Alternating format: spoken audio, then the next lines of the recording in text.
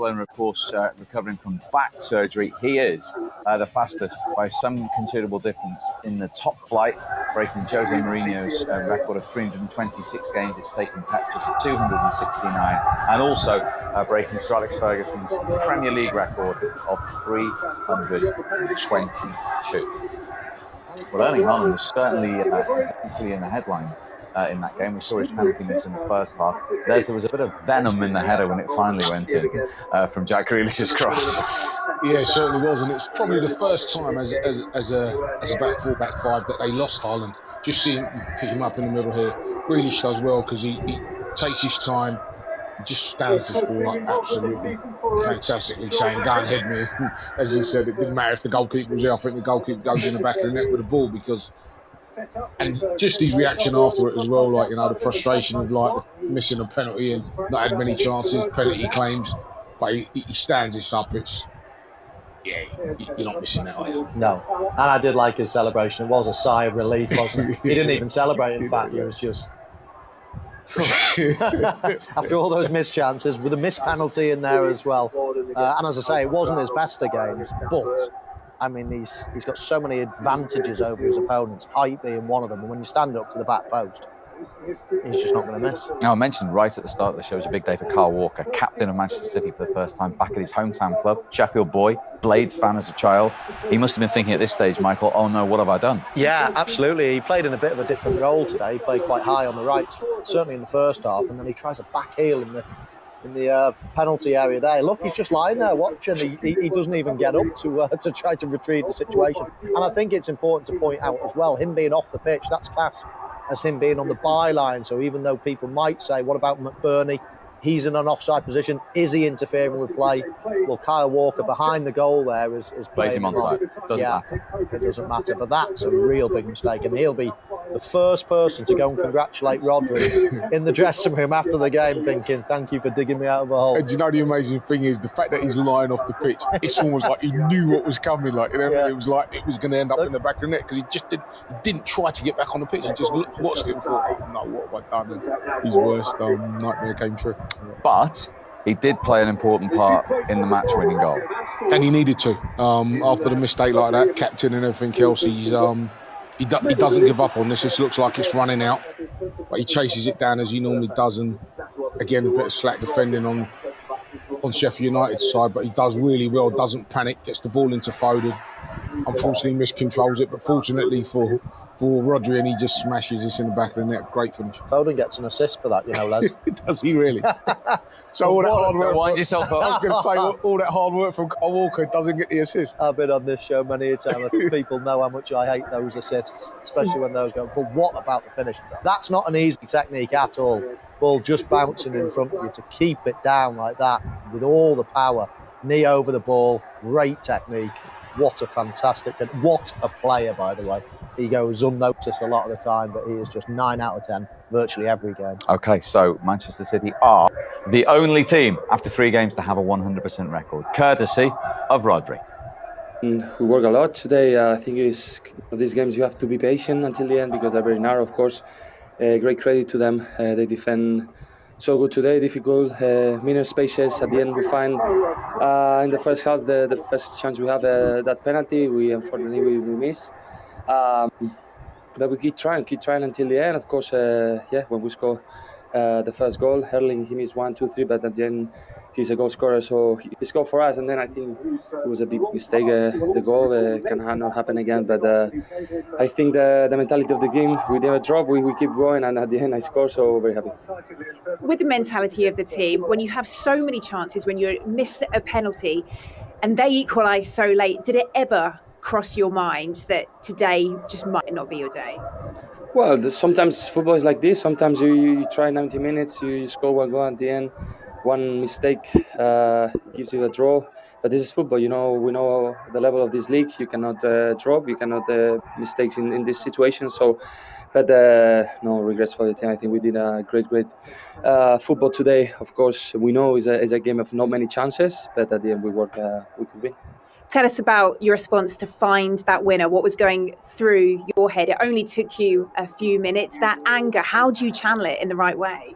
Well, to be fair, I just analyze a little bit them because they be so deep. They care a lot of pay attention to the strikers, to the wingers, but not many for the midfielders that coming behind. And I was trying to shoot. You can show me in the game. I shot like 6-7 times, not being successful. But at the end, I found space. I knew feel the control is not gonna be good because the ball was so strong. So I anticipate that movement and I shoot first touch. So yeah, very happy because I said before the season I could do more goals. I can be more times in the area and these situations. Very happy for that. Highly effective Rodri in the area to make it 2-1 and win it for City. But straight after that, Les, Amahodic, the Bosnian for Sheffield United. What should he have done here? How big a chance was this? When I saw the build-up and I thought they've got a chance here, I'm thinking throw your head at that. Throw your head. I mean, to get your leg up that high and have control of where the ball's going to go, I think I only saw Haaland do that last year. But for me, throw your head at that. Look, I'm not sure why he's gone with his right foot. Maybe you can explain that to me. No. I totally agree. I think that's a header all day long. And I think if he goes with a head, virtually impossible to miss, isn't it? It's a huge chance, that is.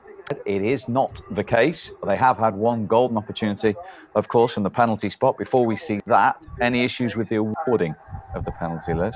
No, I don't think so. When I looked at it, I always find he's a bit harsh because I think as a defender, you're going to throw yourself at the ball. And unfortunately, because of the new rules, his hand's up there. And if it doesn't touch his hand, for me, that goes back to Haaland and he gets a free shot on goal. So for me, there was no debating it. And I think you can tell by the Egan's reaction to giving it away. As you see him here, he slips over and he knows he's done it. Look, he slams his hand down on the ground because he realises he's given a penalty away. I think it's a penalty too, Steve. The only thing you would say is the proximity is very, very close, and I often find it harsh, but his hand is so far away from his body. And blocking, as Les says, the crucial thing is literally about to land at Haaland's feet, so I think it's a penalty too. OK, so before today, Erling Haaland in the penalty claimed 7 out of 7 in the Premier League. Over to the man who missed 7 in the Premier League. Thanks, mate. Yeah, I mean, listen, it's 2 inches away from being the perfect penalty, isn't it? I know one thing is when you send the goalkeeper the wrong way, you think to yourself, well, why was I trying to be so precise? We see maybe a little bit of encroaching from Sheffield United players, but you can read out the rule on that one, Steve. Yeah, we'll tidy that one up in a moment. From a centre-forward's point of view? Centre-forward's point of view, you sent the goalkeeper the wrong way and you're 2 inches off it being the perfect penalty going in the bottom corner. And that's the margins. Good to know he's human anyway. Exactly, yeah. The penalty can only be retaken, for those of you screaming at the tablet or the screen, if the player encroaching affects directly the outcome of the penalty, which obviously didn't. Talking of penalties, should they have had more than one? Yes. In fact, they should have had more than 2. I think they should have had 3 penalties. We've already seen 1. I think this is a second penalty. Haaland is just purely getting grabbed and wrestled to the floor in the box by Jack Robinson. We see it here. He's waiting for him. 2 arms around him, grabs him, throws him to the floor. VAR would have checked it. I'm surprised they didn't send the referee to the screen. This one here, when I first saw it, I thought Haaland had hold of him first, but they're just manhandling every time. They're manhandling him every time the ball comes into the box. He's trying to protect himself, and I know there's a certain amount of grappling that goes on between the centre forward and the centre half. But look, I'm impressed. I mean, that one, I think I'm not quite sure because I think Haaland grabs hold of him first because he knows what's coming. But in the end, they've got their arms around him and he goes to the What floor. happened to the centre forwards union, lads? Come on, you're going soft in your old age. The first one is a billion% a penalty. First one's nailed on for you, is it? For me, because look, he's just got hold of him. He's not even allowing him to run. So what you're saying is anywhere on the pitch, I can go and just tackle someone. It's not a free kick, or it's not because he's not near the ball. That's ridiculous. It's a penalty box. He's got his arms around it. So when you're saying send him over, you think that's a howler? You think that's a clear, I think obvious that's error? pretty obvious that both arms around a player wrestling him to the floor. I think Jack's not even looking at the ball. When he first puts his arm around, he's not even looking. I mean, there's no advantage whatsoever of a centre forward doing that the other way round. He's purely trying to stop him in his tracks and succeeds as well. And I think that probably should have sent the referee to the screen. These periods don't last forever, though, Steve. We've seen it before. We've seen it with Manchester United, Liverpool in the past, Arsenal. They're starting to emerge again. Chelsea, they're a bit in the doldrums and coming back. So, they go in cycles, so they've got to collect as many as possible in the short period of time. Listen, it might last another 5 years, you never know, but it doesn't last forever. So you've got to capitalise, and this is absolutely them at their peak at the moment. I don't think the Premier League has seen a team quite as good as this one. When you see those numbers, it's a crazy thing to say, but does he personally and that City team get the credit they deserve? Well, I think they do. I think everyone waxes lyrical about Manchester City, waxes lyrical about Pep Guardiola and what he's done, what he's achieved, what he continues to do. As Michael was saying, they're in that peak right now. And for me now, it's where's the hunger?